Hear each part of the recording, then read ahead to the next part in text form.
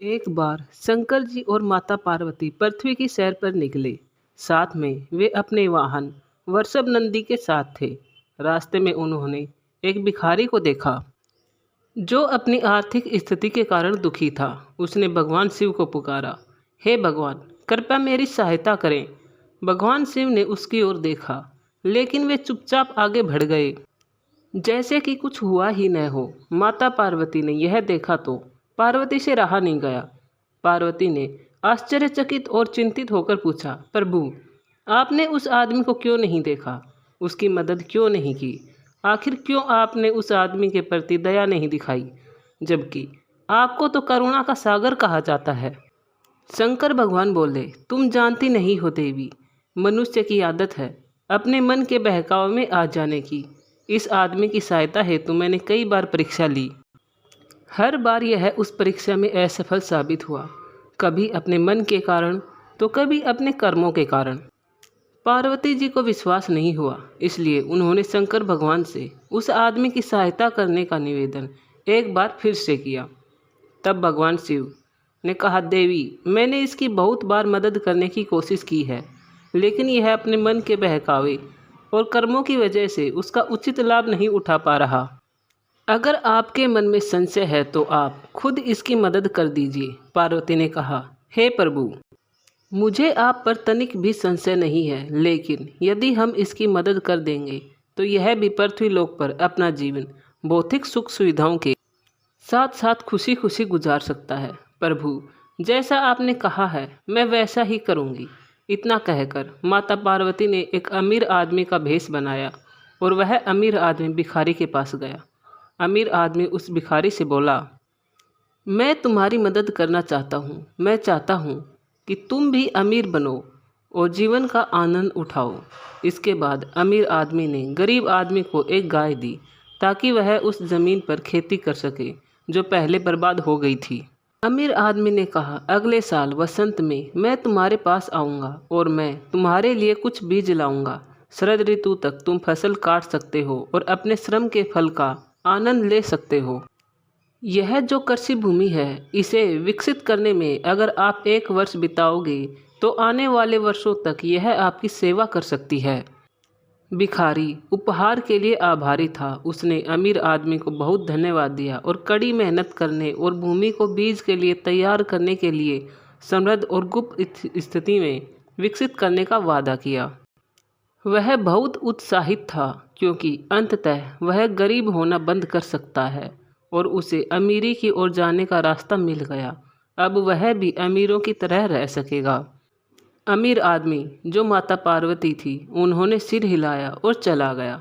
गरीब आदमी अगली सुबह जल्दी उठा और ज़मीन पर काम करना शुरू कर दिया।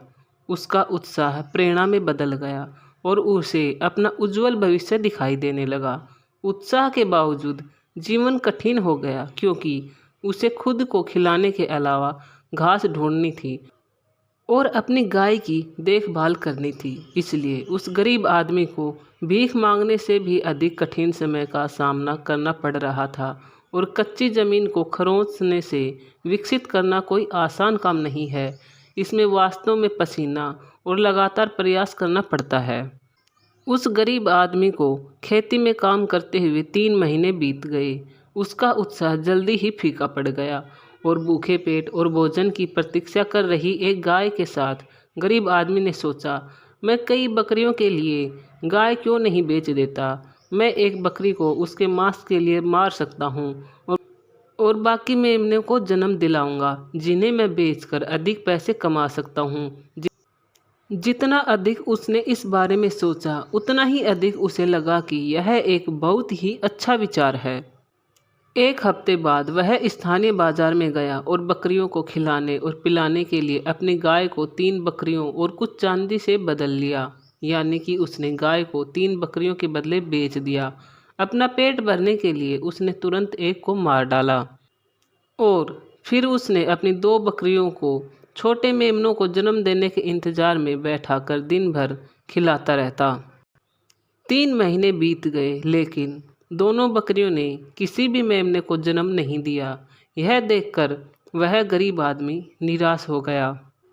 तो उसने मन ही मन सोचा, क्यों न मैं बकरियों को कई मुर्गियों के बदले बेच दूं। मुर्गियां तो तेजी से अंडे देती हैं और मैं जल्द ही पैसे के लिए अंडे बेच सकता हूं और वे अंडे देना जारी रखेंगी ताकि मैं जीवन भर पैसा कमाता रहूँगा। जितना अधिक उसने इस बारे में सोचा, उतना ही अधिक उसे लगा कि यह भी एक उत्तम विचार है। एक हफ्ते बाद वह फिर स्थानीय बाजार गया और मुर्गियों को खिलाने और बनाए रखने के लिए उसने अपनी 2 बकरियों के बदले 3 मुर्गियां और कुछ चांदी के पैसे ले लिए। अपना पेट भरने के लिए उसने तुरंत एक मुर्गी को मार डाला और फिर उसने अपनी मुर्गी के अंडे देने का इंतज़ार करने में बैठ गया। अब वह सोचता कि मुर्गी कब अंडे देगी। 3 दिन बाद अंडे आए और बेचारा आदमी बहुत उत्साहित था। उसकी योजना काम कर गई थी। वह स्थानीय बाजार गया और तुरंत अंडे बेच डाले। भले ही अंडे का दाम एक छोटे मेमने जितना नहीं था, फिर भी छोटा पैसा मायने रखता है। उसने अभी अभी कमाई की है और कुछ चांदी के पैसे अपने हाथ में रखते हुए सोचा कि मुर्गी रखने का आइडिया कितना अच्छा था। ऐसे ही करते करते 3 महीने बीत गए। हालांकि गरीब आदमी अभी भी हर दूसरे दिन अंडे बेच रहा था, लेकिन उसके लिए इस तरह से वास्तव में अमीर बनना मुश्किल हो गया। वह मुर्गियों की देखभाल करते करते और अंडे बेचने के लिए स्थानीय बाजार में जाते जाते थक गया और पिछले कुछ समय से उसने भरपेट खाना भी नहीं खाया था। उसने खाना खाने के लिए एक और मुर्गे को मार डाला और भरपेट भोजन का आनंद लिया। अब केवल उस भिखारी के पास एक मुर्गी बची थी। गरीब आदमी को एहसास हुआ कि अमीर बनने की उसकी योजना भटक गई है और उसके जीवन को बेहतर बनाने की कोई संभावना नहीं है। उसने आखिरी चिकन अगले दिन स्थानीय बाजार में बेच दिया और अपने लिए कुछ शराब खरीदी। वह रात नशे में धुत हो गया। उसका दिल टूट गया। वह निराश हो गया और क्रोधित हो गया कि सारी उम्मीदें खत्म हो गई। आखिरकार वसंत आ गया और माता पार्वती उसी अमीर आदमी का भेष बनाकर उस भिखारी के पास गई। माता पार्वती सोच रही थी और रोमांचित भी हो रही थी कि उस गरीब आदमी के पास रोपण के लिए सब कुछ तैयार हो गया होगा। अब मैं उसको बीज दे दूंगी तो वो है अपनी फसल उगा सकेगा और वह भी पृथ्वी पर एक धनवान आदमी बनकर अपना जीवन खुशी खुशी बिता सकेगा। जब अमीर आदमी यानी माता पार्वती आए तो उन्होंने देखा कि कोई विकसित भूमि नहीं है, न कोई गाय है और गरीब आदमी ज़मीन पर बैठकर पैसे की भीख मांग रहा है। सब कुछ वैसा ही था जैसा उसने पहली बार गरीब आदमी को देखा था। अमीर आदमी यानी कि माता पार्वती कुछ नहीं बोली और वह मुंह फेर कर चली गई और वह बेचारा जीवन भर गरीब ही रह गया। वह फिर से भीख मांगने के लिए मजबूर हो गया। तब भगवान शिव बोले कि देवी, आपने तो उसे मेहनत करने के लिए उत्साहित किया था, लेकिन उसे मुफ्त का खाना खाने की आदत पड़ गई थी, इसलिए उसे मेहनत करते हुए जोर आ रहा था। हे देवी, मैं अब आपको कुछ और दिखाना चाहता हूँ। तब भगवान शंकर ने उस आदमी को एक बार और परीक्षा लेने की सोची। जब वह भिखारी बैठा हुआ था और लोगों से भीख मांग रहा था, लेकिन उसे पिछले 2 दिन से कुछ भी खाने को नहीं मिल रहा था, तब भगवान ने उस आदमी को अचानक खूब सारा खाना और अनाज से घेर दिया। वह आदमी इतना खाना देखकर प्रसन्न हो गया और तुरंत अपने पेट की भूख शांत कर ली।